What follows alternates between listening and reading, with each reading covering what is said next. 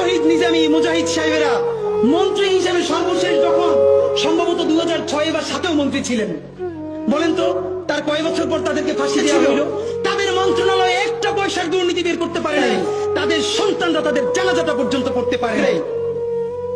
প্রথম আলোর প্যারালাল কাছাকাছি একটা পত্রিকা কি আমরা দাঁড় করাইতে পারছি? হবে। আমাদের অনেকগুলো প্রতিষ্ঠান লাগবে, আমাদের আর্থিক যোগ্যতা অর্জন করতে হবে। ইনসাফ যদি রাষ্ট্রে কায়েম হয়ে যায় তাহলে 80% ইসলাম এমনিতেই কায়েম হয়ে যায়। বাংলাদেশের ইসলাম এবং মুসলমানকে বাঁচাইতে হইলে আমাদেরকে তুমুল যোগ্যতা অর্জন করতে হবে। এই চট্টগ্রামের সন্তান হাবিলদার রজমালির নাম কেউ বলে না, ইতিহাস থেকে নাই করে দিয়েছে। আপনারা তার নাম শুনেছেন?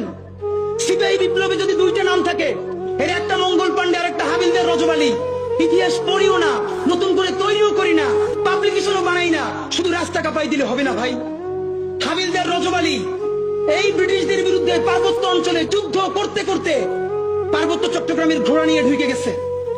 একটা সময় সঙ্গীহারা হয়ে গেছে, ব্রিটিশদের কাছে জীবন দিবে না, এই জন্য তিনি চিরতরে পার্বত্য চট্টগ্রামের ভিতরে ঢুকে গেছে, আর ব্যাক করেন নাই। তিনি মনে করেছেন যুদ্ধ করতে করতে প্রয়োজনে হারিয়ে যাব, তবুও আমার স্বাধীন জীবন ব্রিটিশ বেনিয়াদের কাছে হত্যা হইতে দিব না।